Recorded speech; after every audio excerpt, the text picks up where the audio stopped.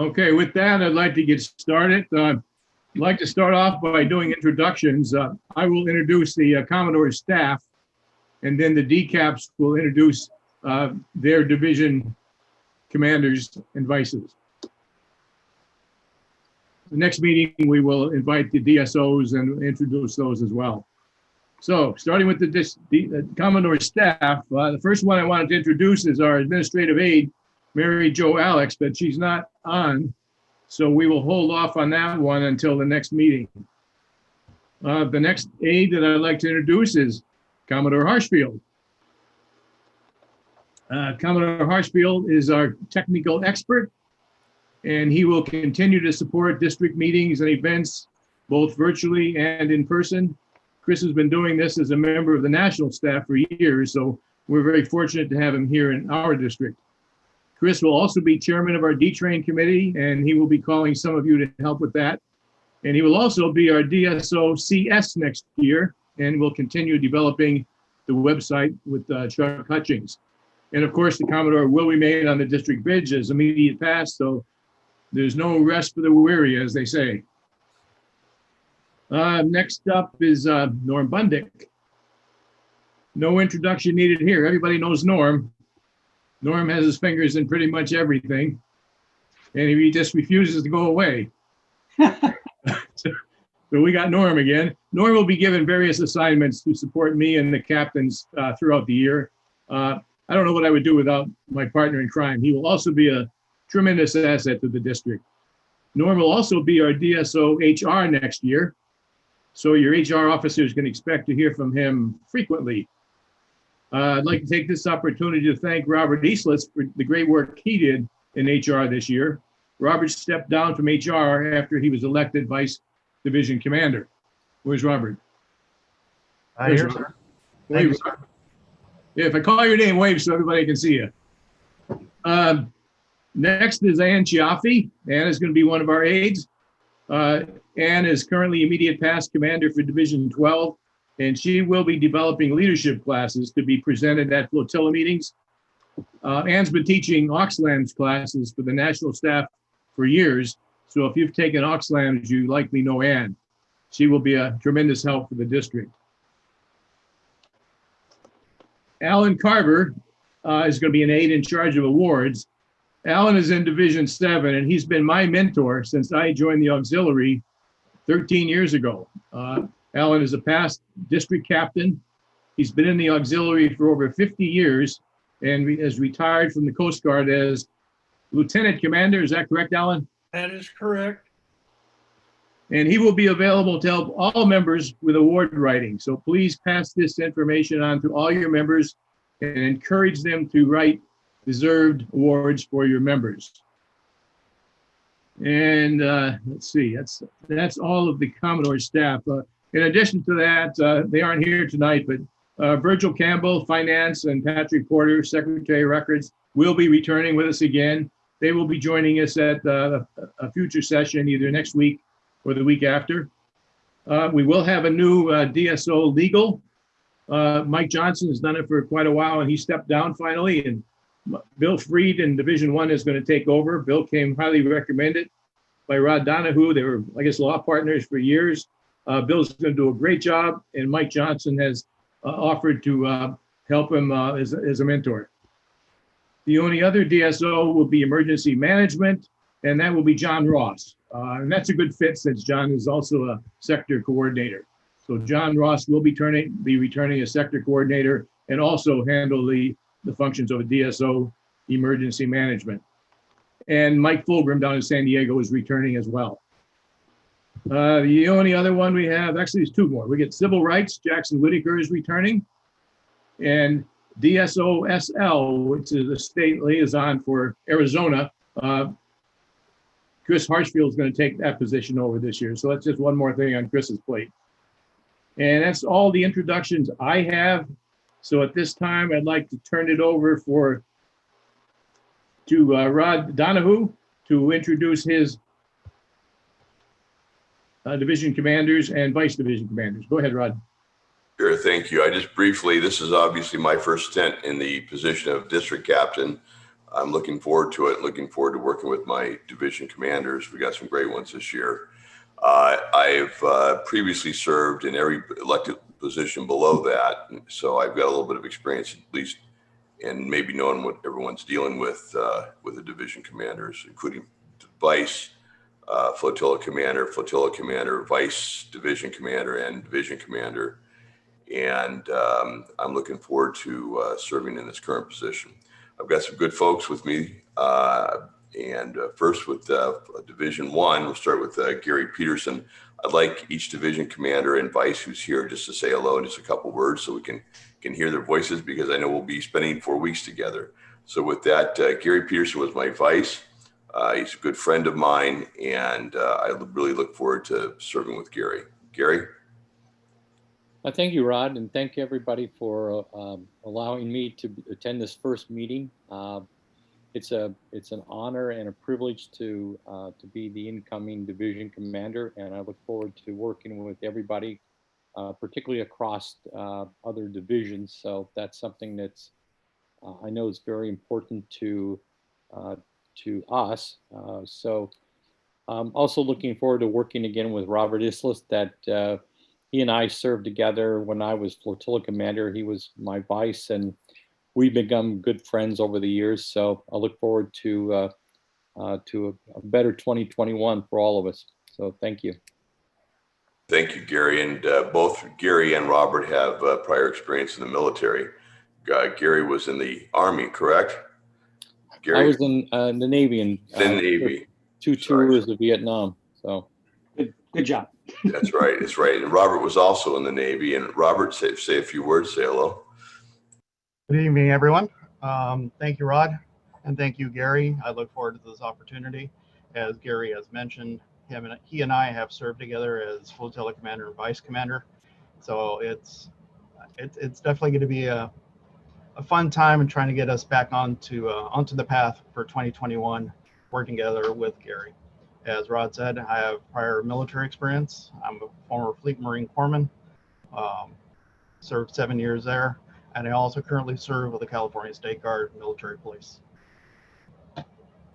Yeah, Robert's probably the busiest man in show business, that's for sure. He's always doing something. He's always somewhere. So thanks, Robert. Now, this year, I've never had the pleasure of knowing David Walker before.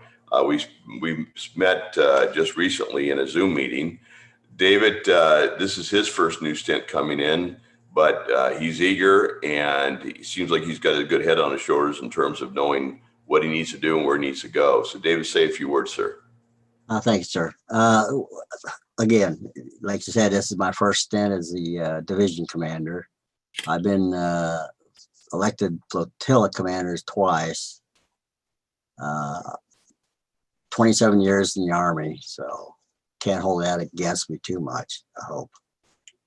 And I retired lieutenant colonel 05, and spent 18 months in Vietnam and 13 months in Iraq. So I retired in 05. So A lot of experience, David. Thank you. And of course, and I appreciate your vice being here with us today also, and that's Mr. Lupati. Mr. Lupati, say a few words, sir. I saw him here earlier. Is he? got his mic off. Oh, he's got his mic off. Turn your mic on. There you go. Okay, There you are. can you hear me now? Yes. Okay, thank you very much. Yeah, my background, I'm retired U.S. Army as Chief Warrant Officer. In the maritime field, I sail all U.S. Army ship all over the world, and been in the Coast Guard Auxiliary for 17 years now. Twice flotilla commander, and all the FSO, SO position. I've been in U.S. Army for 21 years. That's all my background. That's Thank you. Certainly a notable background. Thank you, sir. And then finally, we have Matt Smith. Now, I do know Matt. I served with him last year, and this year, although it wasn't much of a year, was it, Matt, for us in terms No, of not seeing each really. other? But Matt is returning, and we're very, very, very fortunate to have Matt returning. We need some continued continuity and experience in Division 10, and we'll be spending a lot of our time with Division 10. I'm really looking forward to working with Matt. So Matt, just a few words. Hi everybody, I'm Matt Smith. This is my third year, oddly enough, as a division commander. I was division commander in Guam back in 2015, and I was also at the time in the National Staff for International Affairs. I was living in South Korea at the time, working as a professor at the Korea Maritime University, teaching like Navy, ROTC, Merchant Marine, and Coast Guard cadets. Mostly how to use radio in English, since that's the international language for radio comms. And I live here at the Grand Canyon in Arizona. So it's in the middle of nowhere. It sounds exciting, but boy, it does get awfully dull up here. But anyway, I actually look forward to another year. Honestly, at first I wasn't that excited to run again, but now that I've been voted back in, I'm actually really excited for 2021. I think we're going to have a good year, even if there is still some lingering shutdown, because I think it's one of those things where we're going to be able to kind of sift the wheat from the chaff. And once we do that, we're going to come back a stronger, better Coast Guard Auxiliary.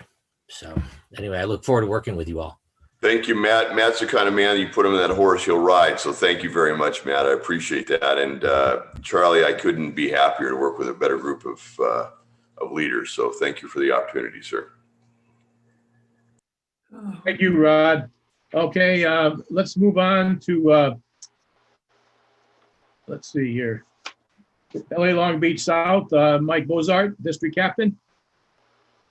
I was afraid I was going to have to follow those dulcet tones of Rod Donahue, but I'll do my best. Thank you, Charlie. I appreciate the 10 minutes you've given me on the agenda.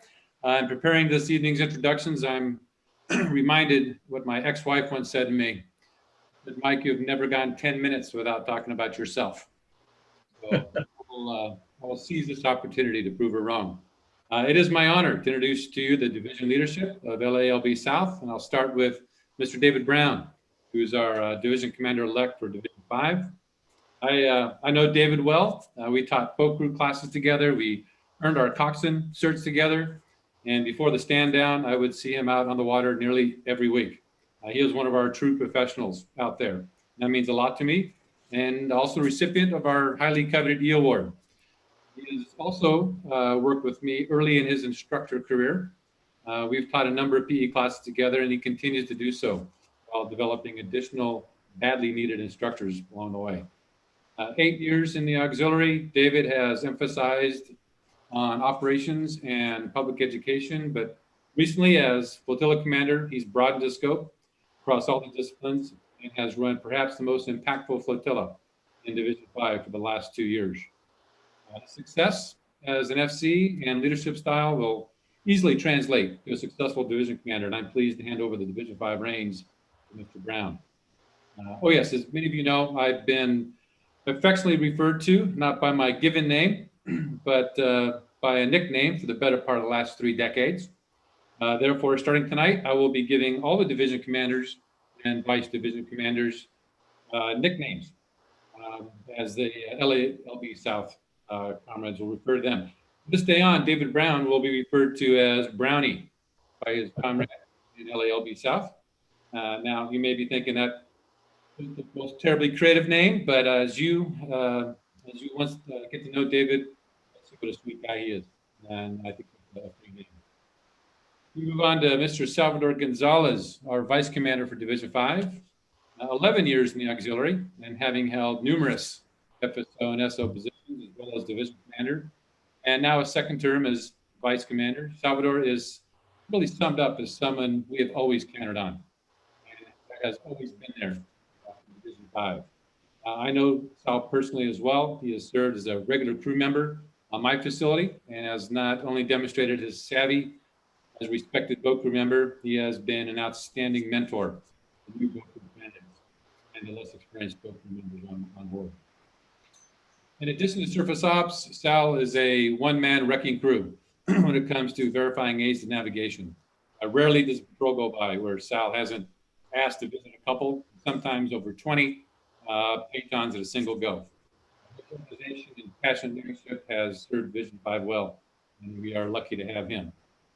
Sal has a notable passions for boats and airplanes, and from this day forward, Sal's new nickname will be Gonzo until further notice. And for the record, I did not run this by Sal ahead of time, so forgive me, Sal. But the beauty of nicknames is you never have to say I'm sorry. All right, let's move on to Division 6.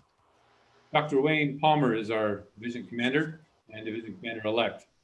And this is a gentleman whose introduction is one that could easily start out with, here's a member that needs no introduction. But having served as a district layperson for the last 6 years, and last year ran arguably our most impactful division in LALB South, there are a few things that I didn't know about Wayne that I'd like to share with you today. Mr. Palmer is a learned man with not only one, but 2 doctorates, one in history and one in theology. And I am sure we can all agree that is impressive. But for me, in this day and age, what I find even more impressive is that Wayne has been married to the same woman since 1973. Maybe that's just me, but I find that wonderful. Wayne is also blessed with 2 daughters and 3 grandchildren, so well done. And it didn't take long to recognize Wayne's humble nature. As a result, there's another fact that I don't believe is widely known amongst his peers. Mr. Palmer served 6 years in the U.S. Marine Corps as a helicopter test pilot, a QE inspector, and has credentials in comms, navigation, electronics, and jet engines. After serving honorably, and if you know Wayne, that goes without saying, along with his career, he served as a full-time pastor of a church for 40 years. Now retired, he's dedicating his time to his family, his church, and of course, the Coast Guard Auxiliary. And, you know, sometimes the best nicknames can be a bit obscure, so bear with me. For the scholar among us who has dedicated his life to the internal rewards of intellect and spiritualness, I find the nickname Aquinas to be fitting for such a man.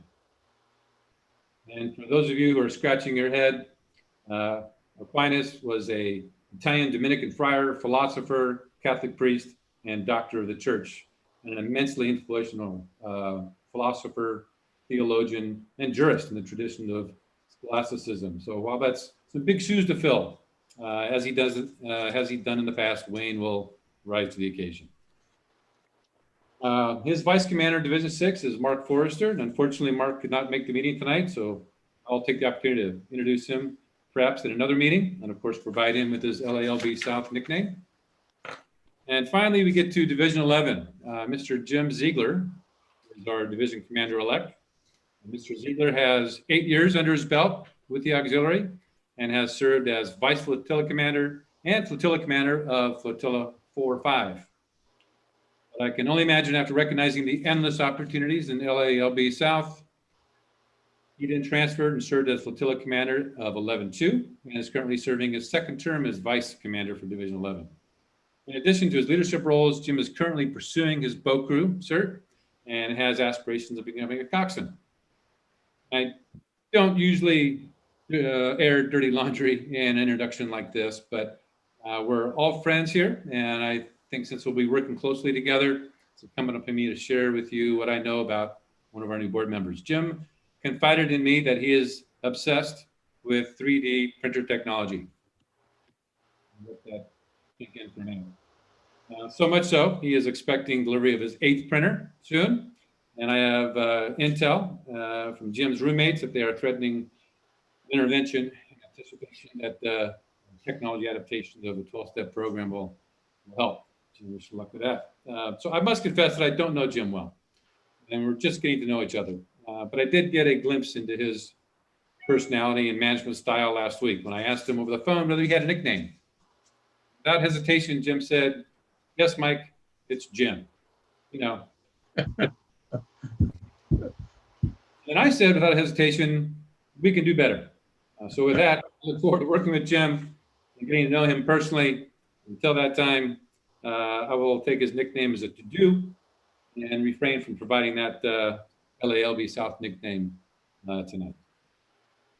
Finally, Paul Saba, who I don't believe is able to dial in tonight.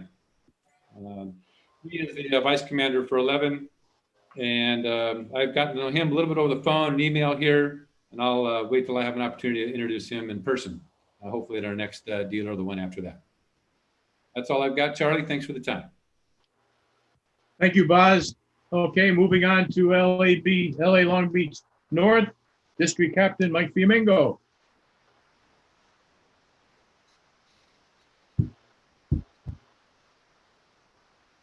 Mike, you got to unmute yourself. I guess it works better this way. Good evening. I'm the incoming district captain, and I'm currently the division commander of Division 7. Starting out with Division 4, we have Alex Donner, who was just reelected as division commander and will be starting his second year as division commander in Division 4. Alex has his law degree and just sold his private practice in the past year and is currently an attorney for the IRS. So I'd like to turn it over to Alex and let him say a few more words about his background.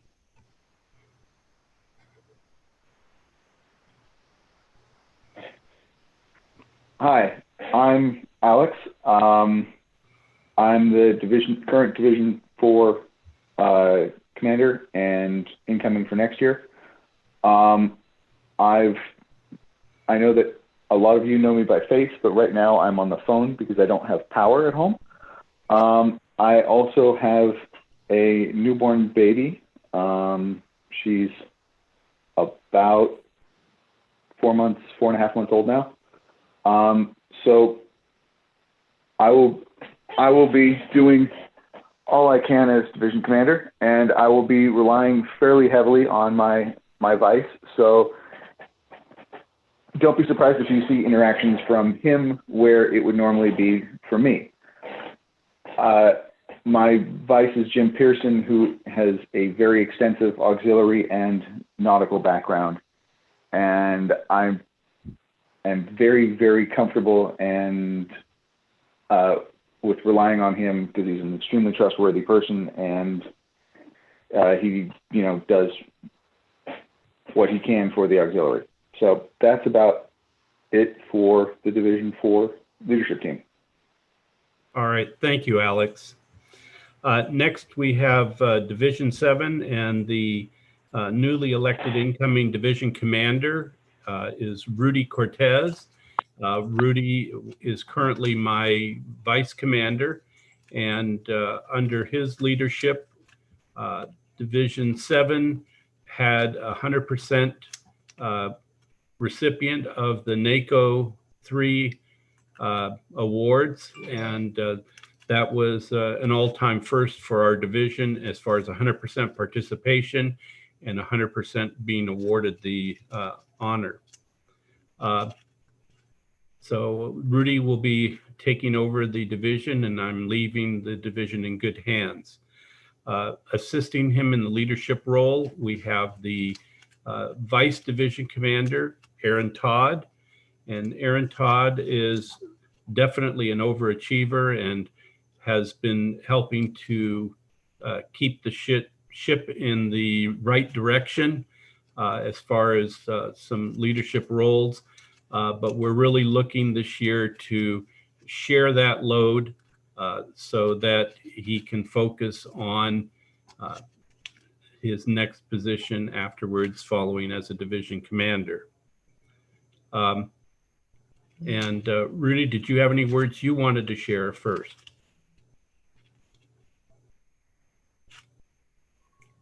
Rudy, anything you wanted to share with the group? Sure. Thank you, Mike. My name is Rudy Cortez. I've been in work for the Navy as a civil servant since late 80s. That's basically my connection with the military as a civilian, that is. And I'm happy to be with the United States Coast Guard for the past over 10 years now. I really enjoyed my time here. I believe the Division 7 that Mike Fiamingo handed over to me is a great division. And we're looking forward to doing even better things in 2021. Thank you. All right, Rudy, thank you. Aaron, you want to share some of the positions you've held in the division?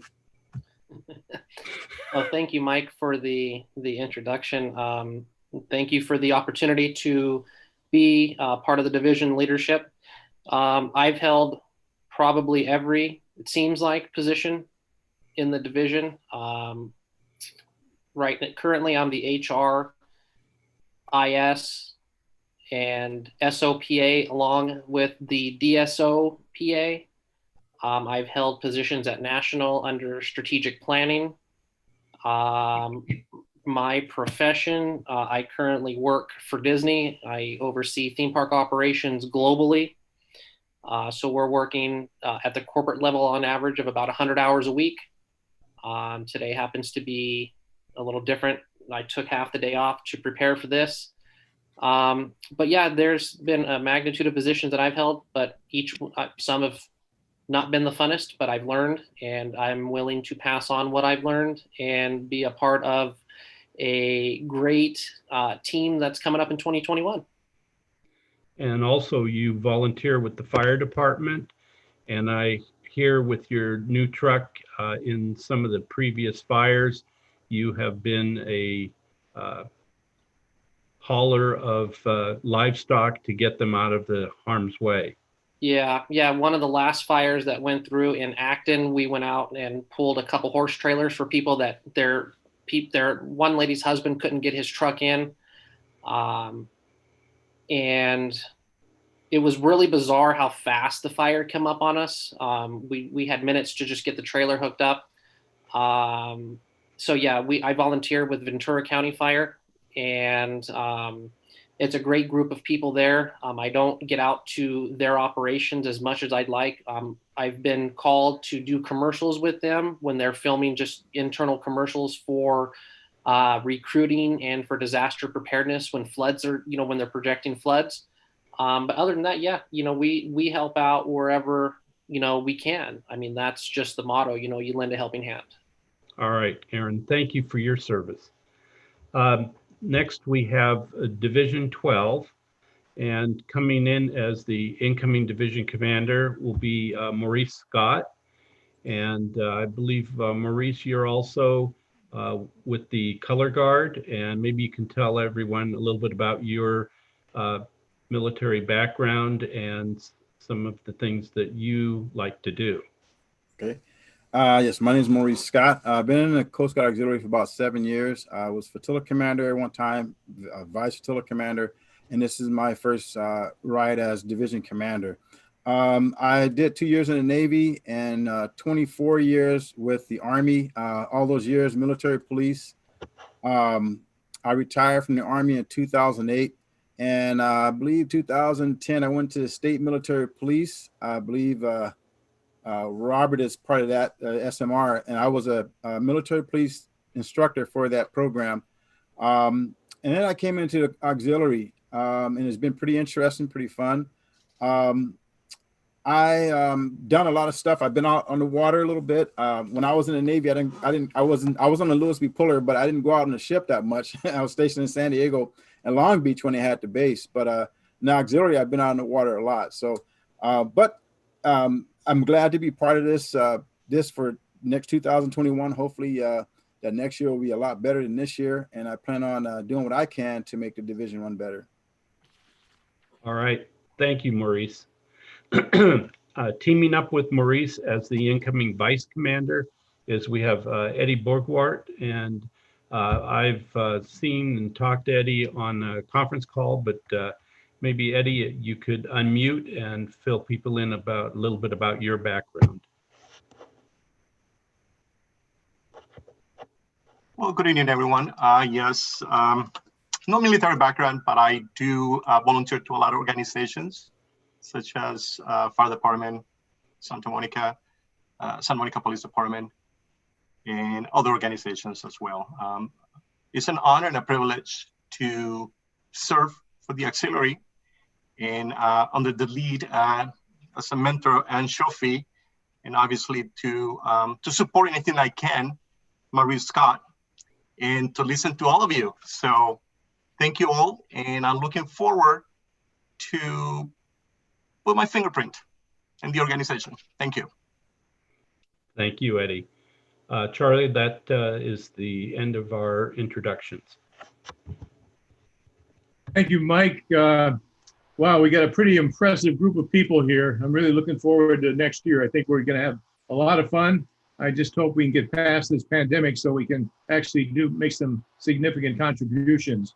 Ready to move on to the next segment of our presentation. Commodore, can you let me share my PowerPoint?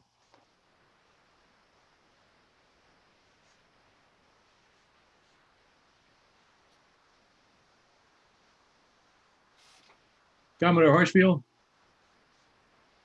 You're muted. Just hit the share screen button in your toolbar at the bottom. Got it.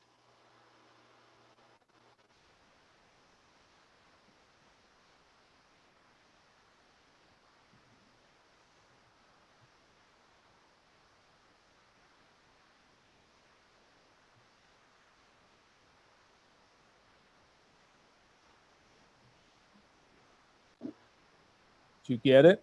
Yeah, got it.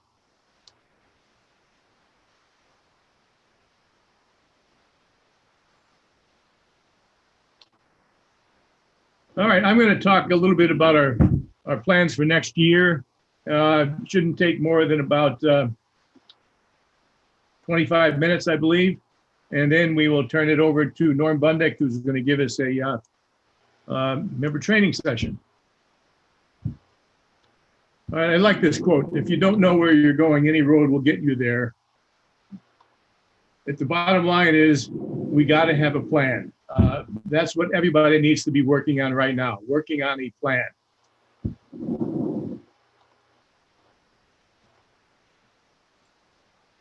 So the guiding documents for us moving forward and putting together plans, of course, everybody knows about the Oxford Manual and the Standing Rules. But the other document that we need to get familiar with now that you're at a higher level of leadership, the strategic plan, which is developed at the national level. And it's a 6-year plan that's updated every 2 years by the incoming national Commodore. If you go on the national website right now, you'll see the strategic plan dated 2018 to 2024. We have a new national Commodore. He's elected already. His name is Alex Maluski. And his term will begin November 1st. And I think we can expect that within the first week or two, he will be sharing his strategic plan. We need that strategic plan so that I can write my operational plan.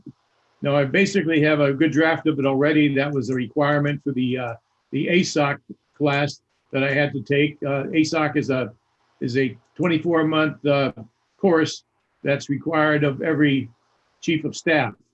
And we begin working on that January at Intrain when you're first in your first year of chief of staff, and then 2 years later, you've completed your plan, your ASOC class, and you are expected to have an operational plan by that time.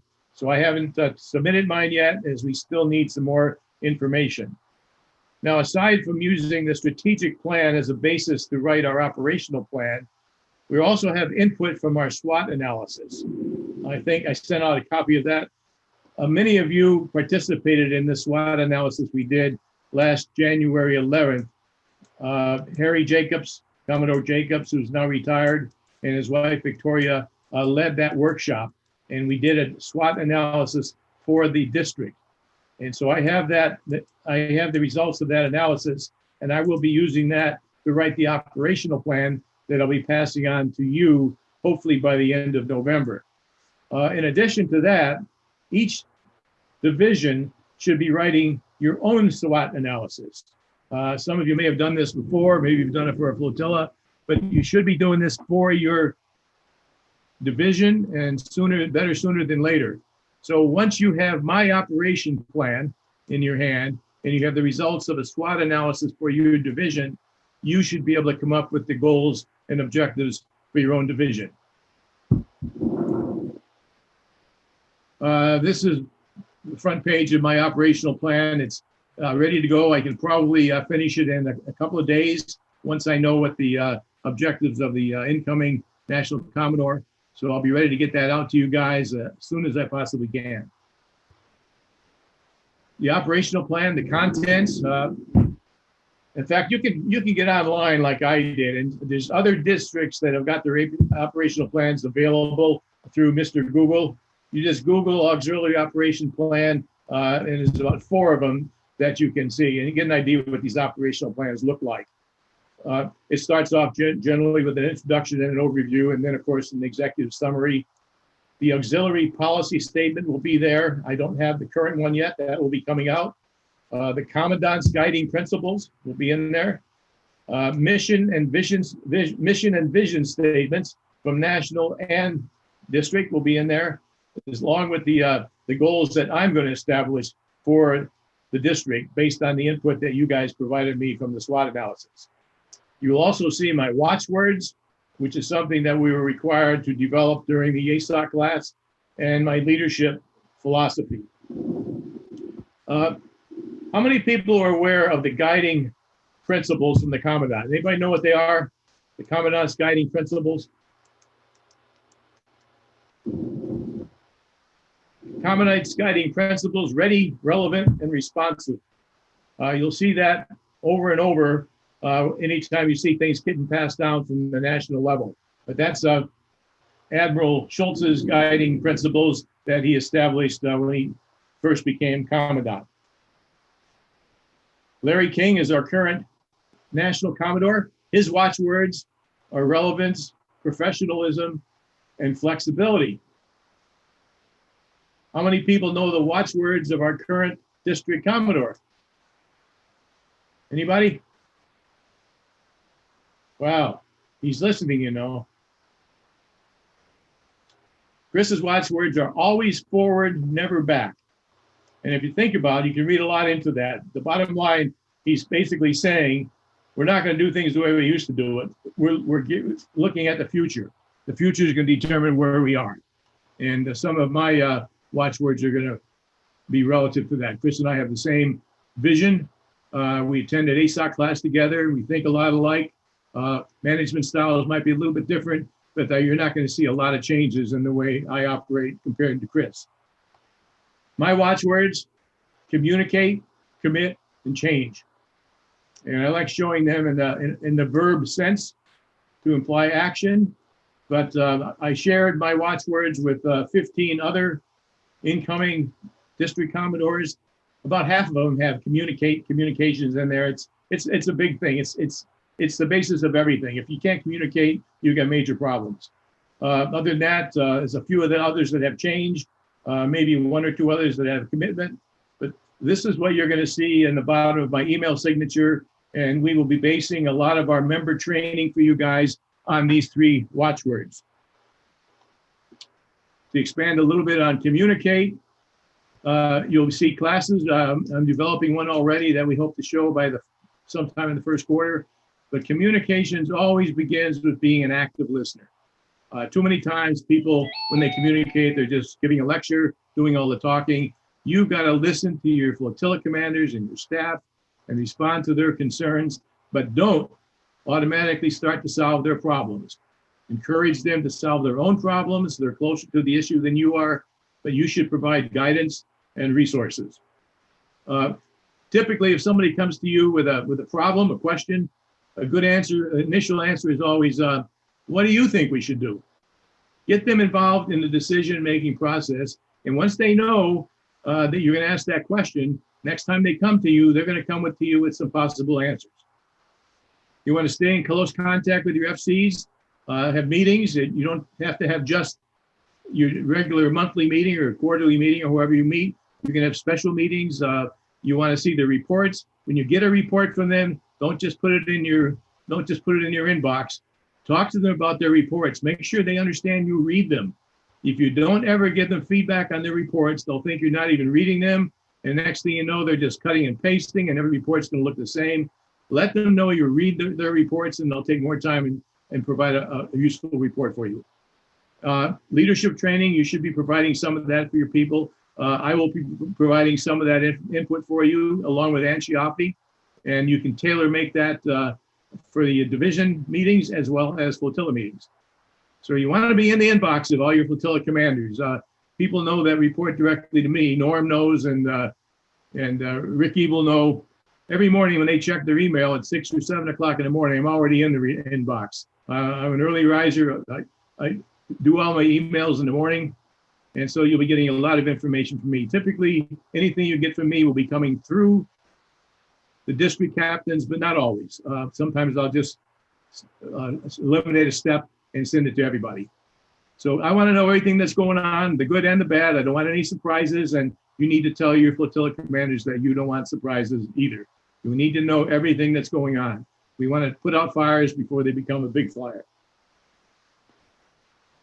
My second watchword is commit. We all took an oath pledging commitment to support the Coast Guard Auxiliary and its purposes.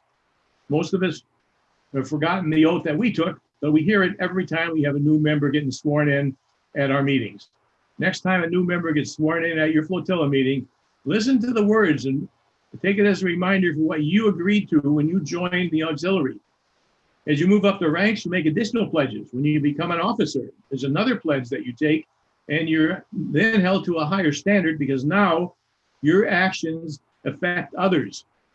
And in some cases, it affects even more than what they do in the auxiliary. Some cases, your actions affect their personal life. So you got to be really careful and be cognizant of that when you make your decisions. So I expect this of myself and all members, and I basically ask no more than do what you say you will do. When you take an oath, you're saying you're going to do something. You need to do it. You will see this these letters from time to time. In fact, I saw these letters, I think, in an Oxlams or Oxlock MLOC class, DWYS YWD. Do what you say you will do. That is the foundation of integrity. Change is the other one. Man, nobody likes change, and especially the older folks. The older you are, the less you want to change. The world is changing, especially now with the COVID pandemic.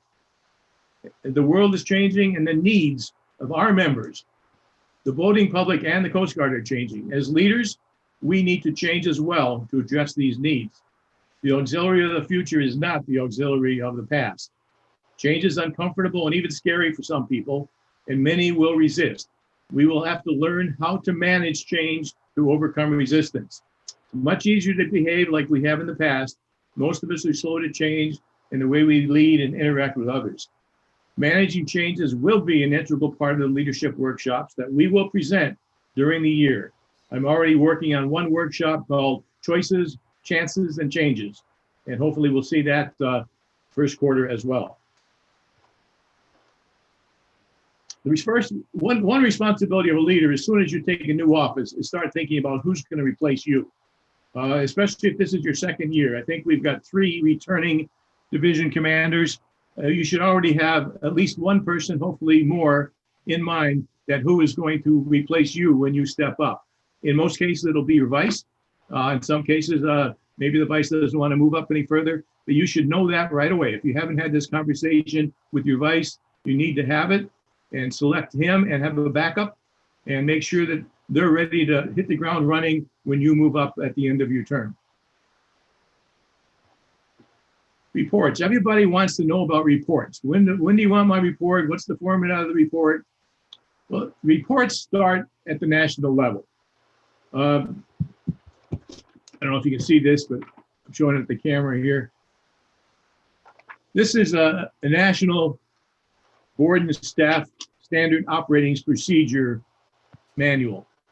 I think it's 64 pages. This is updated every time we get a new national commodore.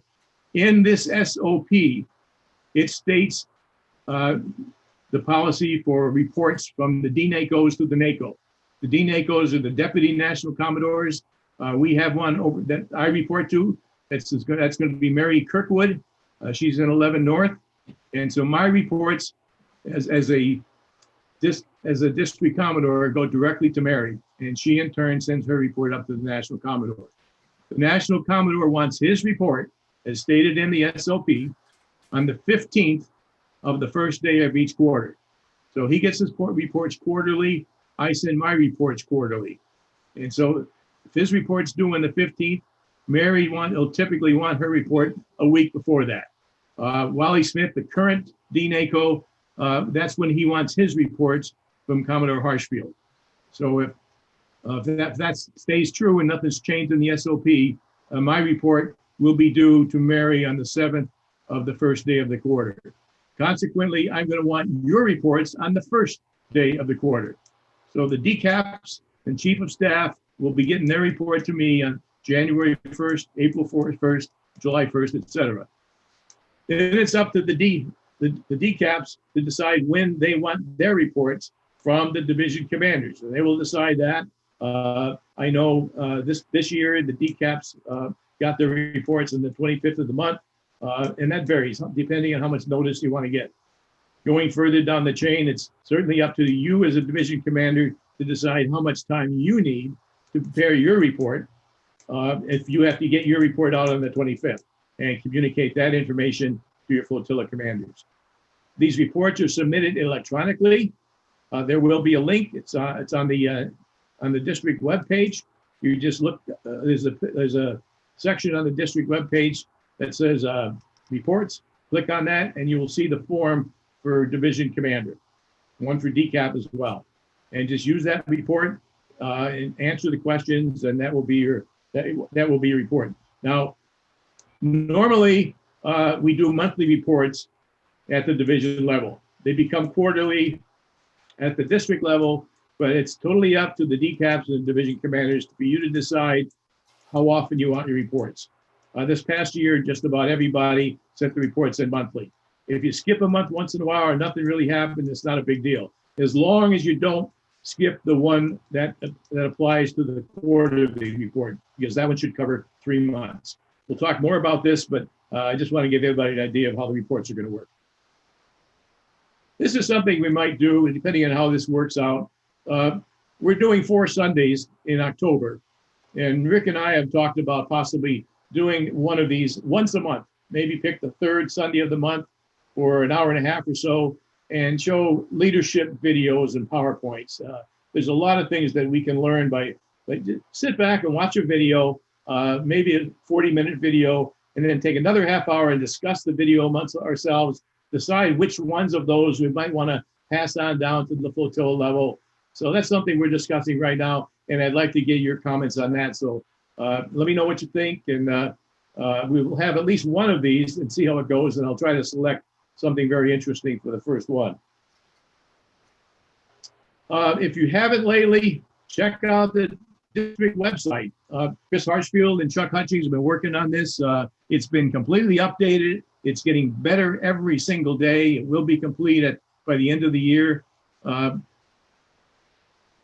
need to visit it frequently and tell the flotilla commanders to do the same. Learn to navigate it. This is for you. We want you to trust it, so we need your input. If you have any comments on that, you can pass them on to me or Commodore Harshfield. This is what if you go to the district website right now, this is what the front page looks like. I think at this time, since we're in the transition, I think you'll end up with this page if you put d11south.net, .com, pretty much .anything. I just click on D11 South in Google, and it gives me the link right away. Right here is reports. If you see my mouse there, if you click on reports, this is on a PowerPoint, so it won't work here. But if you click on reports there, you'll see the report template for your monthly report. But click on all of these, mess around with it, learn what's there, what's not there, and check it frequently because it's still in transition. There's still more improvements we're going to make. If you look down here under recent posts, if you click on the first one, 2021 District Commodore officers, you'll see the people that I mentioned to you earlier, my aides, legal, finance. And the next one down here is our DDCs and district staff officers. If you haven't already, check on that. You'll see who all our DSOs that don't report directly to me. You'll see who they are. They will be introduced to you next Sunday. And that's all I have.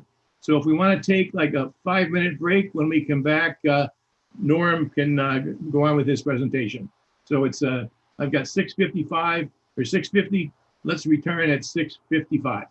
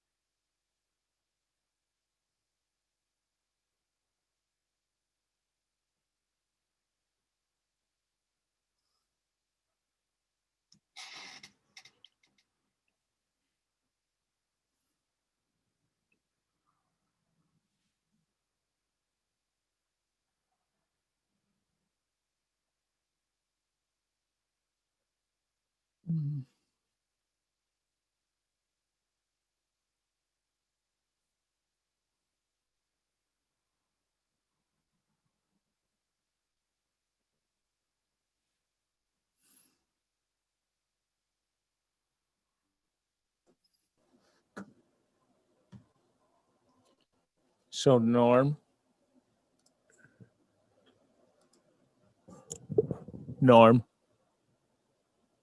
you're muted. Yeah. Can I just click on share screen? You just click on share screen and you should at that point have control of the screen. Okay, I'll do that right now.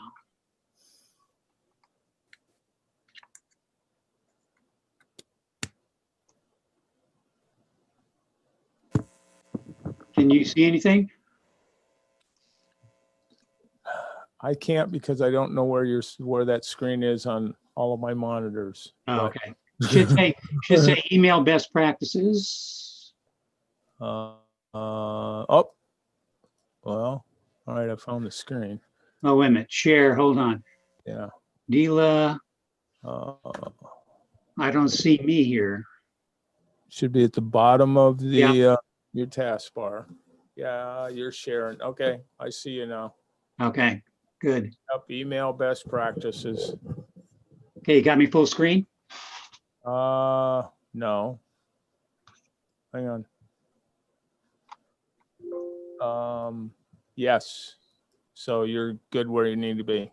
Okay, thank you. You're welcome.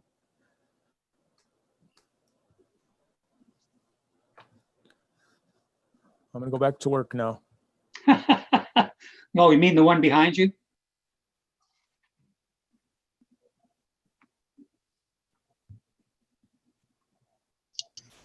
That's funny. That's the same place my husband is working tonight.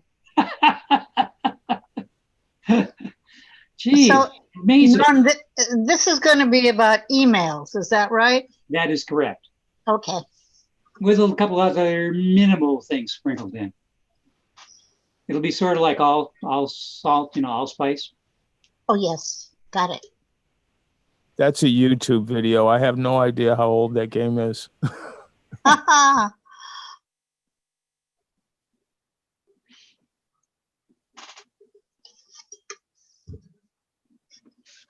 Maurice, can you hear me?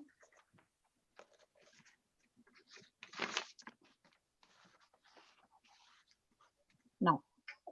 Okay, welcome back, everyone. We'll continue with our workshop. I'd like to start off by asking if anybody has got any questions or comments on anything I covered so far. Nothing. I guess that's good. Okay.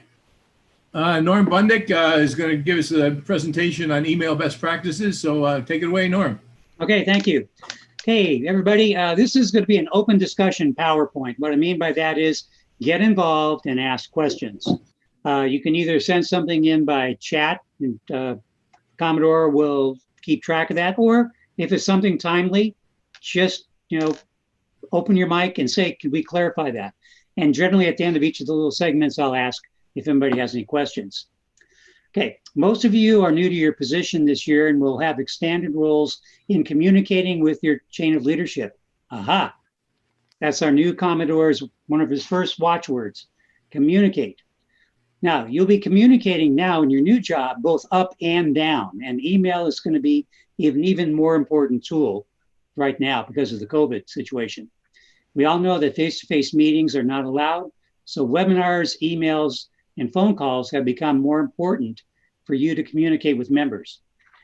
The Oxman's Chapter 5 covers email with written correspondence in detail, which you can read for more information.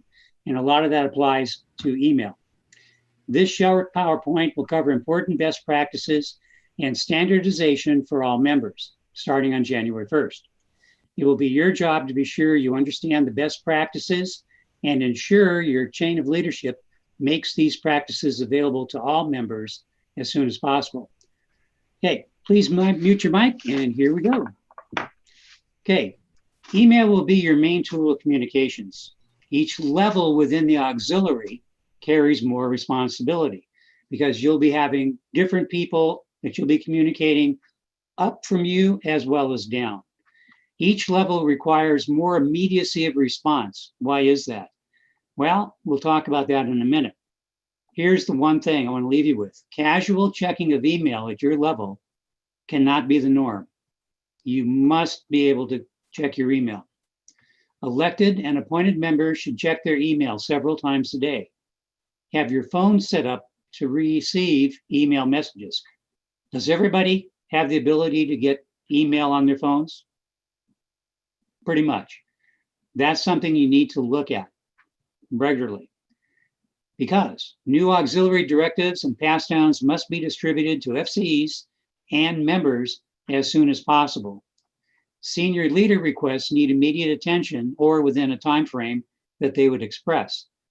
As an example, Commodore Geiger elect will probably get a question asked of him. He'll need an answer right away, and down the stream it comes. And if you are not checking your email, a major part of the division or district may not get the message in time. There's also DIROCS pass downs, which need immediate attention. Emergency messages need immediate attention.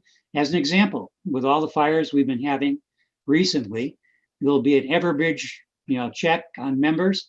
If people aren't checking messages, we don't know if something's wrong with them or need help. We need to know how they're doing, which means people have got to read their email and texts. Prompt response also shows member respect. What we need you to do is to train and expect members to be aware of these procedures. If a full response is not possible right away, send a short reply acknowledging receipt and that a full response is forthcoming. It could be as simple as received, we reply shortly. Just something quick so that whoever sends it to you knows that you'll be working on it. When replying, do not remove the original message from your response. Include the entire thread for easy reference. As an example, if something is coming down from, let's say, Chief of Staff-elect Rick Ebel, and it's something that he received that he needs an answer on, that would be in the string. When you're replying, Again, it may not happen right away. There's all sorts of things going in.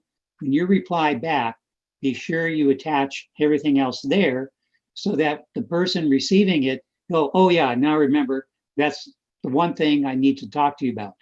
Because remember, there may be other things going on at the same time. So you need to have that string. Okay, review and maintain email best practices, which we're doing now, and hopefully you'll do with your members. Okay, the Oxman is the policy guide for the auxiliary, which we all know. The Oxman gives the DCOs, Charlie Geiger elect, the authority to set policies within their districts that do not conflict with Oxman. Now, what happened is that Charlie showed you the new D11 South website. On there, there's district policies, and this is the link to it, which you should keep and have handy. But if you don't have it, it's under the job aids, district policies. Okay, now a good example of this will be the next slide, which is a standardized signature block written by DCO Harry Jacobs, which remains in effect until superseded. This is the actual policy letter online. Notice the date, June 20th, 2011. Now, each of the Commodores, DIROXs, BSX, anybody in senior leadership can put in a directive or policy, things that you don't see in the regular Ox manual. And you sit there and go, gee, wasn't there a policy about something like that? This is probably where it is. So Commodore Jacobs says, chapter 5, this is where the information resides for written documents. But I want to read you the second paragraph. Recently, there have been several noticeable violations of these regulations by members in this district. This was written June 21st of 2011, and we're still using the same directive. The director, district chief of staff, and I believe that those violations have been unintentional and reflect a need for guidance on the subject of the appropriate use of signature blocks and email being sent within and outside of the auxiliary. Therefore, effective this date, only the exemplar, which are the samples below, standardized signature blocks printed below are to appear on email sent within and outside the Coast Guard Auxiliary South. And that is, there's only 4 things needed on a signature block. The name of the person, in this case, Colleen Jones, she is just a member. So she says member and her flotilla and 11th District Southern Region and her phone number. Paul Smith is an FSOMT. Now, this is interesting. Okay.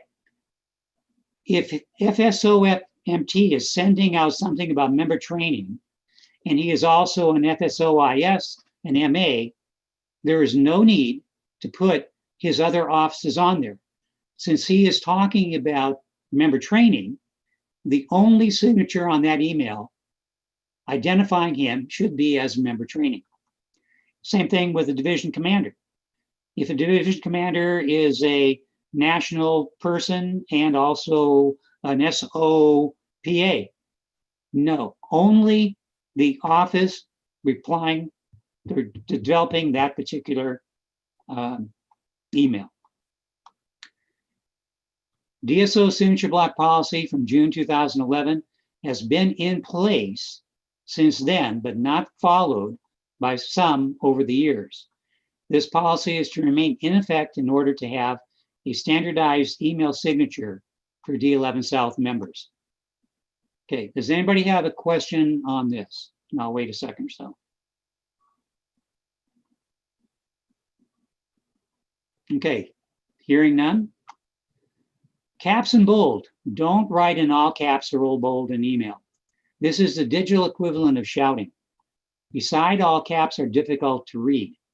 Use caps or bold sparingly only to emphasize a point or convey a sense of urgency. Fonts and color sizes. Don't use unusual fonts, sizes, or colors. So we have some really creative people and they have some nice, crazy fonts. And this is not the place to do it because this is not a casual club, this is the Coast Guard Auxiliary. We're representing the Coast Guard. And by the way, some of our emails get passed along to the goal side and up and down the chain. And the last thing you want is to have a circus poster being sent up and down the chain.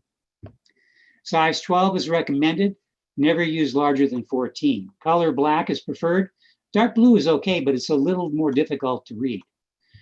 Do not use wallpapers or backgrounds. This is a big one. You will probably hear from the Commodore through the decaps if you reply all and it comes to one of his. Do not reply all to emails unless requested. Read the two names. Who did it go to? If there's even one email address you don't recognize, don't include that individual on a reply all. There are some cases where you're going to reply all, which we will talk about. If you are a CC, do not reply. Does everybody understand that? If you are copied, do not reply all. That is not what you're being copied for. Review the two-line before hitting send. Check your email program's reply settings for not all. Does everybody know that there's a setup in your email? Some people have said, well, gee, I just hit reply and it goes to everybody. Well, what happens is in the program's default settings, it probably has set reply all. You need to change it so it only goes to one individual, but it still gives you the chance when you're replying, you can click on the reply all and pick up those individuals. Any questions on this? Sir. Yes. I got a question, but it doesn't pertain to this particular topic, but as far as email responding back, so if you send an email correspondence to somebody, you're allowed to put on there a suspense date for them to reply back to you within a certain time, correct? Yes. If it's something that, yeah, is a timely situation, yeah. If you're just doing correspondence to your flotilla commanders as an example, and it's nothing that you are being asked for a timeline, you know, you might have a standard review of please get back to me as a standard within 2 days. And I was referring to like reports and stuff like that, reports. Well, that was set up already by the Commodores elect. Right. Okay. So in other words, when that full schedule gets out, then that'll be handed out so everybody has it. You should probably still be thinking about, even though his communication was more about the quarterly reports, you may still want to see what's going on monthly, which I would suggest. Okay. Does that answer the question? Yes, sir, it does. Thank you. Okay. Next, consider using a separate email for auxiliary use. Your email addresses should include some form of your name so recipients can identify everyone that is in the thread. Good examples: Ox Mike Jones, CGA Miller, Bill Brown 1952. People that are using things like Blue Jet or 4 Tanks, ISO 5, and so forth, if the people don't know who they are and they get copied on emails and people are trying to figure out, okay, who are these people? They're going to have to search through and look through maybe Ox directory to find out who they are. It's difficult to find out who some of these people are if they don't have a proper example of their name within their email address. Review of signatures. Your email signature should only include your contact information and essential auxiliary information. By that, I mean the office relating to the message being sent. If you're the FSO-FN, there's no reason to print on there that you're the FSO-PA. In fact, it gets confusing because if somebody's reading this thing later on and it's got 2 of them in there, is it the FSO-PA who's asking the PA question, or is it the FSO-FN asking the question? Keep it down to the essential auxiliary information relating to the message. If you hold multiple offices, remove the ones that do not pertain to the email subject. It can be confusing. Give you a good example. Middle of last month, I was forwarded a email, sort of like, what the heck, that made it up through and around the auxiliary at all levels. And it was a very interesting, very colorful email talking about something.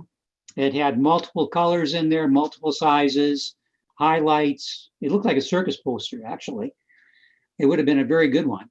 And the person had 7 of their offices in there, 5 of which were national positions. Well, what the heck? Why would you do that? Use the office that applies to and get rid of things that are extraneous. Also, your professional, past military, educational, personal affiliations, or advertisements should not be included for auxiliary business emails. And also remove any images of the above. I have seen people send out multi-level things at the bottom of emails over the years. Crazy stuff. Advertisements for, wrinkle cream. Holy cow, When this goes outside of our auxiliary to the gold side or up to the Commodores, think about it, folks. Come on, keep your image. We have all the information about how to wear uniforms, put on ties, and yet we go crazy wild on emails, which is the point of the spear, if you will, in our communications with everybody. So think about it. It is recommended that you save separate email signatures for auxiliary, personal, and business. As an example, on mine, I have just a norm. On other ones, it gives my DDC prevention job, and the other ones, it'll be an office I have for a staff officer. So I use one of those 3, depending on what I'm talking about with people. Do not include images and logos. We get a lot of those lately. They often appear as attachments and are confusing, especially when viewed on smartphones. Think of all the people that are using their phones for email. And in the case of this person that put 7 offices on their email, it takes a full screen just to get past all their offices. And then if they've got a couple of pictures in there of whatever it may be, it takes forever to figure out what it is. And in addition to that, if they've got a logo and an attachment, they've got to go through both. And this is one that should be just absolutely ingrained. Always include your name, office, and phone number. We have a couple of people that only sign their first name. And now that I know who they are, I can do it. But if I happen to look through an email I see from something back then, and all I have is a name, there's no phone number. I can't even figure out who it is. Be sure to have your people always include their name, office, and phone number, even if they're just answering you. Because if you want to ask them a question, why should you have to look up their phone number? It should be in the email. Review of the to and CC. People in the to field are expected to respond. People in the CC field are included for informational purposes or as a courtesy, and no response is expected. Your members have really got to understand this, and particularly flotilla commanders, when they're sending information out, the to field should be people they want to respond, not to everybody in the flotilla. The other ones should be informational, so they should be CC'd. BCC should be used sparingly, if at all. It is sometimes used to prevent a reply to all, but is often considered rude or sneaky. Your email should start by identifying the audience, such as Division 7 flotilla commanders, D11-5 vessel examiners, and avoid using the generalities, all common shipmates. Try to be as precise as possible with your communications. Be courteous. Please and thank you go a long way toward setting the tone of your email. Recipients will often see a negative connotation, even when one is not intended.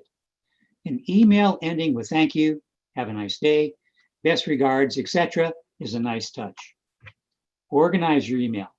Do not let emails pile up in your inbox. In your new positions, you're going to be getting emails from above and below, and in addition to your normal load. So if you don't have a good system to keep track of them, file folders, by name, by flotilla, qualification, one for the top Commodore, chief of staff, etc. Delete those you know you will never need to read again. You don't need to keep reading it 4 or 5 times. Subject line. The topic must be in the subject line and should accurately reflect the content of the email. Make it clear at the beginning why you are writing. Make your important point first and then provide detail if necessary. Get to the point quickly. No one wants to wade through a long message to get to the point. Be clear. It is less likely that a recipient will respond if the message is not clear, and set a time limit for responses. And Maurice, that's what you're talking about in there. Subject line. Change the subject line if the subject diverges over a course of the long thread. As an example, you'll be having correspondence with a decap about somebody. Somebody's going to else get maybe brought into it. There'll be 3, 4, 5 strings. Well, by the time you get down that line, you'll generally come to a fork where you're going to go in a different direction and about something else. At that stage, don't keep going on the same subject line. If it diverges, change the subject, because what happens is, you will be trying to search for a particular email in the future. And if it doesn't have a relevant subject line that will be beneficial, you'll keep looking and not be able to find it. This is a biggie. This one you have got to have tattooed, because this affects Leslie in the DIROC's office. All DIROC's email must have one subject or question clearly stated in the subject, and only sent to D11-SMB-911-Ox-South@uscg.mil. This is if you're sending something to Leslie, do not use your personal one. If you're sending it to the OTO, do not send it to the OTO. Send it to this with the question in there that the OTO would know it's something he should be looking at. Here's the reason why. The DIROC's address allows any office staff to direct the subject question to the correct individual, even if they are not in the office, or to someone else who can provide a prompt response. This clears their email box, preventing a backlog. Think about it. There's 1,400 members. There's 9 division decaps, 3 decaps, 9 DCRs, and all the other stuff coming in. And that's being funneled into the DIROC's office. If everything was addressed just to Leslie, holy cow, it would never you'd never be able to get to it. But this way, whoever's in there can address it. They print it out, put it on the person's desk on an inbox. It clears out the box. Very, very, very important. One subject line, 2 D11S. Be sure to have this in any place you keep important things. Multiple subjects, we talked about this. Avoid multiple subjects in an email. Several single subject emails are usually better. A single subject email is much more likely to get a response and easier for the recipients to find. As an example, sometimes I'll get an email from Charlie from 3 weeks ago, and he'll say, well, what about that email I sent you? I go, what was the subject line? I can then do a quick search and pull it up. A single subject email will be easier to search for. And believe me, we'll take this one to the bank. You will be searching for saved emails. So save them and be really good about where you can put them. Attachments. If an attachment is included, indicate so in the body of the email by saying something like "see attachment." Double check to see that you don't forget to include the attachment. It is better not to have to follow up with one of those oops emails. I've done a couple of those. Anybody else done that? Yeah, I see smiles. Okay. Do not use attachment from specialized programs whenever possible, which others may or may not be able to use. Be mindful of your tone. Unlike face-to-face meetings or phone calls, recipient emails don't have the benefit of your body language, pitch, tone, inflection, or other nonverbal clues. Over the years, through all the positions I've been in, there's been situations where, I wish it would have been a phone call. Sarcasm is especially dangerous and will be misinterpreted. Don't use it in emails. If something is lost in translation, you risk offending the other party. They may not tell you, but they will remember it. Use email to commend or praise, but never to criticize. You will offend the other person and they will miss your point. Never criticize a third party in an email. Emails live forever and can always be forwarded, even years later. You can create a firestorm if you are not careful. What you say in an email can and will come back to haunt you. Count on it. Count on it. Emails live forever. Don't reply in anger. It almost never serves your purpose or long-term interest. In the heat of the moment, we have all written brilliant replies. I have got a stack of them that I go back and read just for enjoyment when Netflix has been boring. Some of the things I've written, man. But I didn't send them.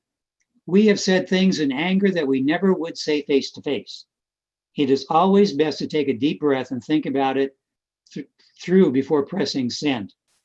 Reply in anger destroys relationships quicker than just about anything else you can do. Pick up the phone instead after you have cooled down. If it makes you feel better, write the angry message, but don't press send. Sit on it for a day. You'll almost always appreciate the wisdom of restraint the next morning. Also, have a trusted mentor advisor whose opinion you respect. Read the angry message before sending. This is something I want to discuss in detail. Each of you should have a mentor or an advisor that you can have really in-depth discussions about and open up and look for a sounding board. I've had one all the way through my auxiliary.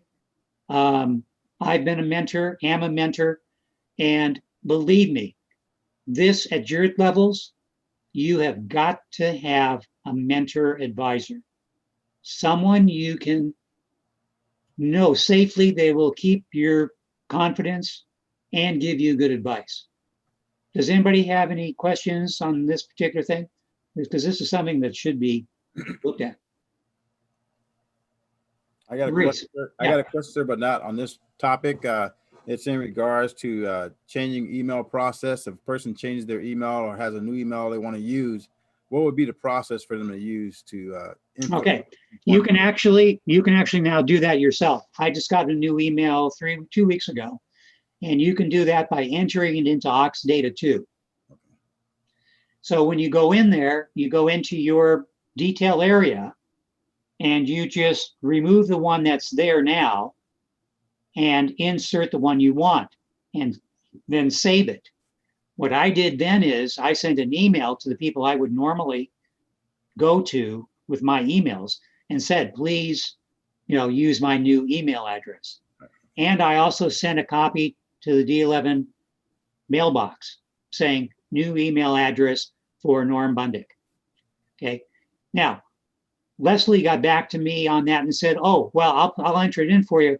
And I said, no, I already did it because I knew how to do it. Well, it took 2 or 3 days and it propagated into the Ox directory. So it doesn't happen instantly, but you do have the ability to change it. Anybody else have questions? Yeah, Charlie. You're muted.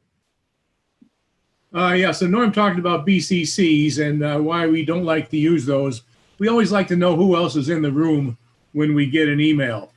Something very similar to that is almost everybody's got speaker phones in their automobiles. And you may get a phone call from me or someone else. If you're in your car with someone else, it happens with Rick all the time. I don't know, he's in the car half of the time it seems. But I will call Rick, and if he's in his car with someone else, the first thing he says is, "Hi, Charlie. I'm driving somewhere, and I've got my girlfriend in the car. I've got Don Miller in the car." Then I know who's listening, and that might change what I'm going to say. I might not feel comfortable talking to him about that matter. So always mention if there's anybody else listening, even if you're in your house and you're on a speakerphone and you've got another member sitting next to you.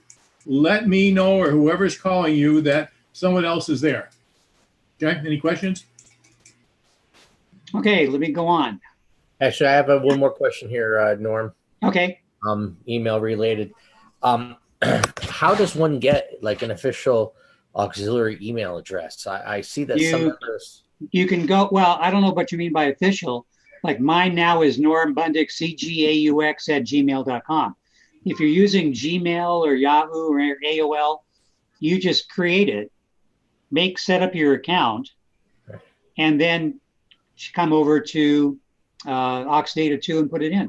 And then let everybody downstream know what your new email is.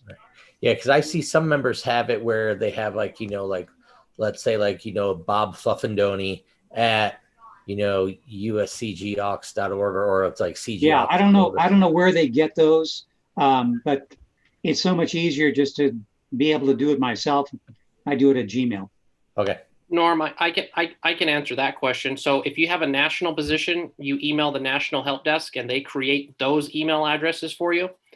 If you're looking for something similar to an official one, a lot of the flotillas will vote and pay for them to get something like GoDaddy email addresses created similar to that. Okay, any other questions on this? We're going to keep going through. There'll be some more questions at the end. Okay, use your spell checker. Lapses in grammar or punctuation can be forgiven, but misspelled words are just too easy to correct. Misspelled words suggest that you don't take your correspondence seriously. Make sure your spell checker is turned on and use it. Remember that your emails are a reflection of you. If your emails are poorly prepared or disorganized, you are perceived the same way. Proofread your emails. Reread your email carefully before you send. Do this with every single message. Be sure your email is accurately communicating your intended message. And again, if it's something that's really important and maybe controversial, at this time, well, I say it below. If there's any doubt, ask your mentor advisor to proofread it for you and check your logic, particularly if you respect your mentor advisor's opinion. Reply to all one more time. This is going to be a hot topic. Do not reply to all unless sender requested. I don't know if any of you were around. This was probably 10 years ago. There was, when we used to do cruises on the George Cobb, which was the tender out of Sector LA. And an email was sent out to everybody in D11 South that, hey, the first 200 and some people that come in can get on the cruise. Well, and then it said, well, and then also we need to have your social security number and other ID, because it's going to be, the ship will be coming out of the Port Hueneme, which means you have to go on the Navy base. And in order to get everybody cleared, they wanted to do early clearance. Well, there were probably 15, 20 people that replied to all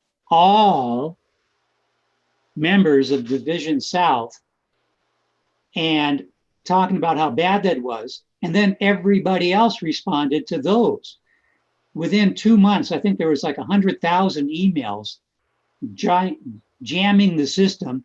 They even made it up to national.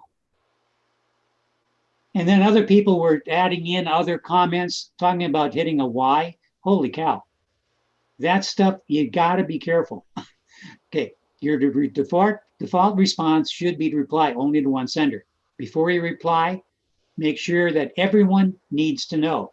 And again, CCs need not reply. Train your members, train your chain of leadership on the email best practices. You may understand it now, but we've got to get this down into the ranks. Best practices need to be explained to new officers and members. Remember now, what these people generally see are ones coming from people above them. Well, if they're not correct, they're using those as examples. Request FCs to include the email policy in their first 2021 meeting. And you remind those mistakenly replying all when not needed to reply only to sender. And also remind those out of compliance to follow the email procedures. Email embarrassment savior. Some email programs like Gmail offer an undo feature. The undo feature allows you the option to pull back emails sent inadvertently by trigger finger, or I did not really want to say that, or wrong Charlie, wrong Mike, wrong Dave. I did one of those about 8 months ago. I was so embarrassed that I found this program that it's a normal feature in Gmail. And what that allows you to do, you can either say, wait, pull it back within 10 seconds, 20, and I think 30 is the top. And believe me, I have, as soon as I hit send, I flash and go, holy cow, wrong person. All you do is you click the little box alongside of it. It's been sent, but it doesn't get delivered. If you don't do anything after that 30 seconds, the box disappears. Okay, this concludes the presentation. Comments, questions, any other discussion?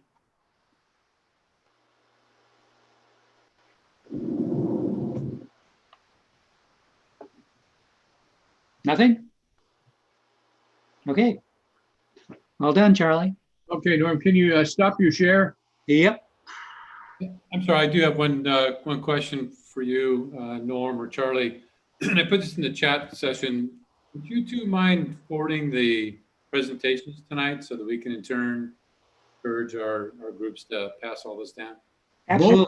Both of these PPTs we just showed will be sent to all of you. Thank you. And feel free to change anything you wish. If you want to tailor make it for your own flotilla commanders, whatever you want to do, they're yours. There's nothing proprietary or confidential at all. Yeah, this is more aimed at you guys, so you may want to, replace division commanders with, flotilla commanders, etc. So. Okay, we've got about 25 minutes left, and I want to take advantage of the time because we don't meet all that often.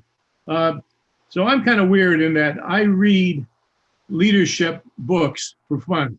Yeah, that's weird. I know that. It's very weird. But I haven't had the opportunity to do that probably in 2 years since I became chief of staff. I've been so busy with the senior officers leadership course that I've been doing all the reading that was required for that. But up until then, I was reading leadership books 3 or 4 times a year. And when I find something that really resonates with me and I want to share it, I've been passing links and getting the names of the books to people in my flotilla or other people that I know. But I found a better way to do that. And I want to show you an example right now. This is a book I read about 2 years ago. It's called The Leadership Challenge. It's a great one. It's one of the better ones that I've read. What I'd like to do is show you a 15-minute review by a guy that does a great job with it. He explains what's in this book. If you like the presentation he gives you, then you go out and buy the book. I've got 3 or 4 other books where I also have reviews. So let me just show you this review from this individual that talks about this leadership challenge, and then we'll talk about it for 5 minutes, and then we'll be done. Okay.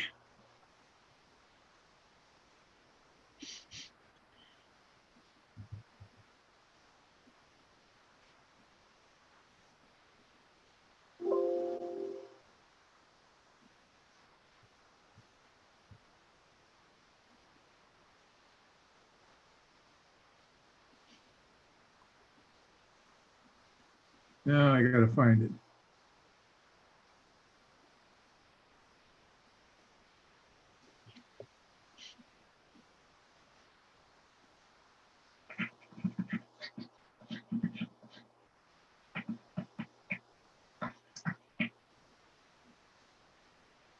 Hi, this is Brian. Welcome back to Philosopher's Notes TV. Can everybody see this? Now hit your share screen button. Today, I have a great book.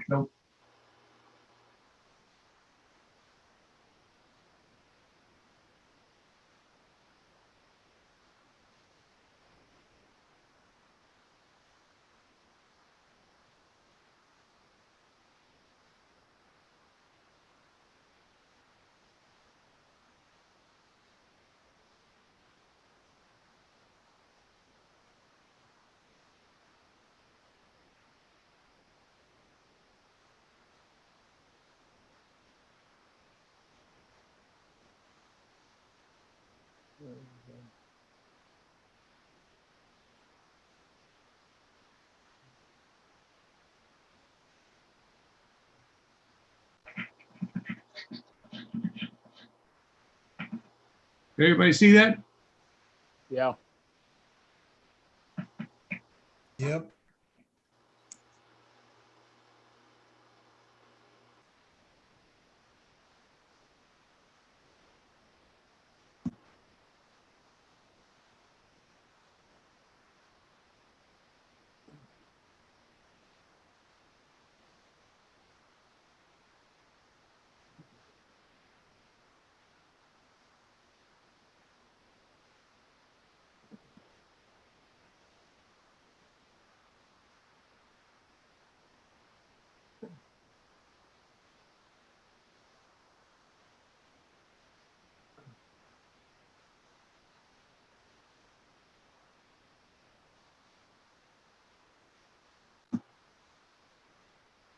You lose it? Yeah, I think I did.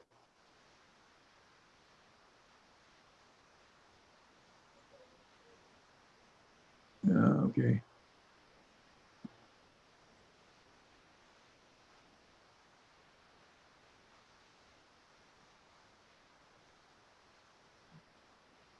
Is my screen still being shared? Yep. Yes.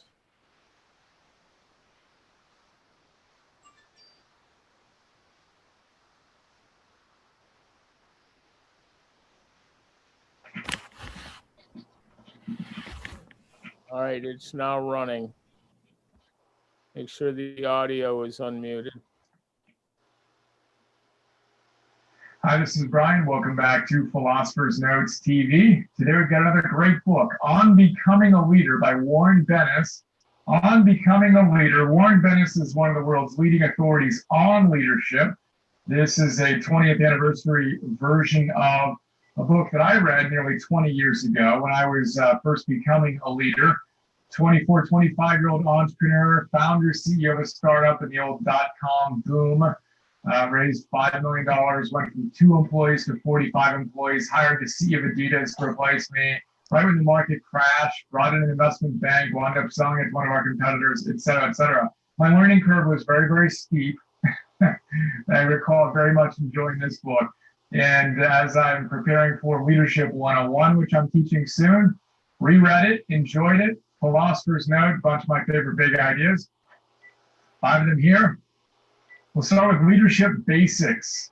So what are the leadership basics? Warren walks us through the different elements that make up a leader. He says, look, leaders come in different shapes and sizes, and they're all different in a lot of different ways, but they basically all have these qualities in common. The first is vision, a vision of where they want to go. It's the number one starting point of leadership is where are you leading or where are you intending to lead people to? What's your guiding vision? What do you want and why? Starts there. So in the note, I ask the question again and again and again. What do you want? What's important to you in your life? What do you want to create? Leaders create. They don't complain. They criticize by creating. What's your guiding vision? That is our first attribute or ingredient of leadership. The second is passion.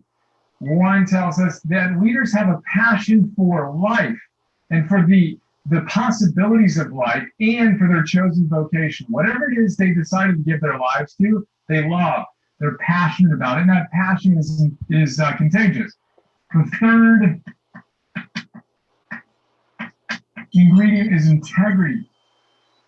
They are whole. As we talked about with James Stockdale's Thoughts of a Philosophical Fighter Pilot, integrity means to be of one piece, integrated versus disintegrated, right? Okay. We need to be. How come you don't see the people on the side? Then trust is a fourth element. He says, look, trust is I don't see why you these change it qualities though. that can't be acquired. You can't go out and learn how to learn trust, right? You can't acquire it. You need to earn it by living a certain way, which we're going to talk about in the final big idea. Yeah, it's taking Then the we have presentation is taking the two entire more screen. ingredients: curiosity and daring. Charlie, mute your screen. Mute your sound. Daring. You need to be curious about life, passionate about learning and growing, and you need to be willing to take risks. Yeah. He says that leaders embrace I can't change my mistakes, view here. embrace failure as part of the process of discovering the optimal path to bring their guiding vision to life. Check out those qualities, see where you're strong, see where you can grow. Okay, have fun with that. But Next big idea, there's our basics. Next big idea is self-invention.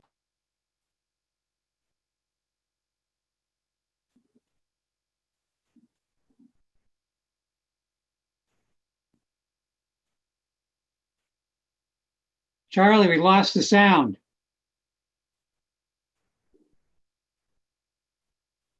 Charlie, unmute your computer. I think you're losing the sound. Yes, Charlie, unmute your computer.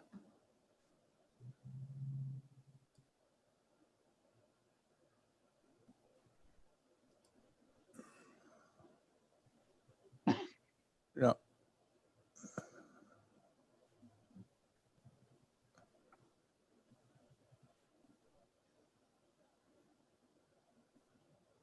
Yeah, Charlie, it's lost altogether now. Yeah, I see it.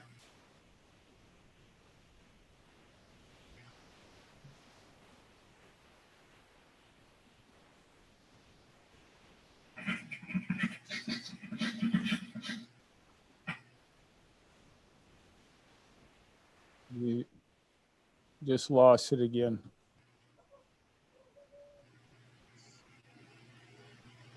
Yeah, I don't know what happened. Can everybody hear me? Yes. Yeah. You know what I'll do? I will just forward this. It's an MP4. I'll just forward it to you, and you guys can look at it on your own.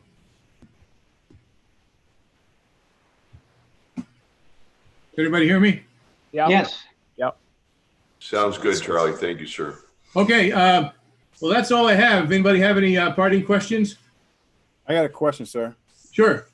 In regards to recording the meetings, is there any guidance for us in case we want to record the meetings? Do we have to give a disclosure to the auxiliaries and members? Or can we designate the Secretary of Records to record the meetings for the flottillas? Chris, can you answer that? Yes. When you're recording your meetings, you need to let everybody know that you are recording their meeting.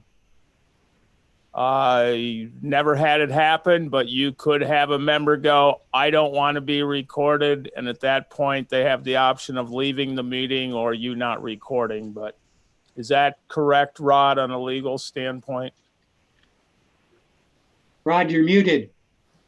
Yeah, that's generally correct. Under the Penal Code in California and certain states are a little bit different, but I've dealt with this as ADSO LP with Mike.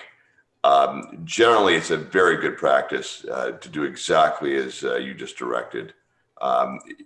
Whether or not there's a reasonable expectation of privacy, for example, if you're in a public area, you may not be in violation of a penal code, but it's not best practices. So absolutely, that recommendation was right on. And Charlie, can you stop sharing your screen? So we could actually send out an email to them, explaining to them that we're going to be recording the meeting, or the Secretary of Records will be recording the meeting. Yes, but you should make the announcement right before you hit the record. I know with like GoToMeeting, it announces it over top of some like Zoom has an indication that it's recording. And that, but you still at the beginning, okay, we are going to record this presentation, put it in on your, your opening slide or whatever, but they need to know that you are recording it. So. Thank you. Thank you, sir. Yep. Yes, Ann. I wanted to mention about leadership. There are in the dictionary hundreds of definitions, but I challenge you to remember the Coast Guard's simple definition of leadership. You don't need to tell me now, but be prepared to answer. How many people think they know? Raise your hand. Coast Guard's definition. I know Mike knows it. Maurice and Eddie, don't you know it? Okay, next time. Uh-oh. Next time, there'll be a quiz. All right, be ready for that one. Okay, guys, I'm not sure what happened. I don't have any issues when I'm sharing a PowerPoint, but when I shared that video, I kind of lost control. So I'll figure out what that's all about. So we can do that next time. We'll practice it. We'll practice it. Okay, any other comments from anyone? Well, if I may have a question. Eddie, go ahead. Since this is an official, a flotilla level, or a division level, since it's a official meeting, can we make it mandatory for every member to show their face and title? Well, we don't ever make anything mandatory. We don't ever say that word. I'll take the mandatory part back. Yeah, but you can highly recommend it. You can show it at flotilla meetings. We just can't make anybody do anything, but I understand what you're saying. I would pass it on to the flotilla commanders and urge them to show it at their meetings. Most people will. The only thing you can make an auxiliarist do is quit. That's it. That's the only thing you can make them do. So keep that in mind. And some of them won't even quit. Right. So I'll retract my word mandatory and I'll pertain to a better word to use. Highly recommended. That's fine. Would appreciate your attendance. I mean, anything that, but you can't make them do it. So, loud and clear. Loud and clear. Thank you.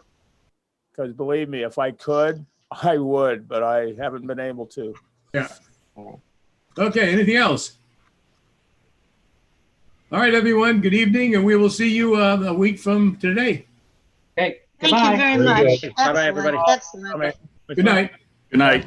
Good night. Thank you. Good night.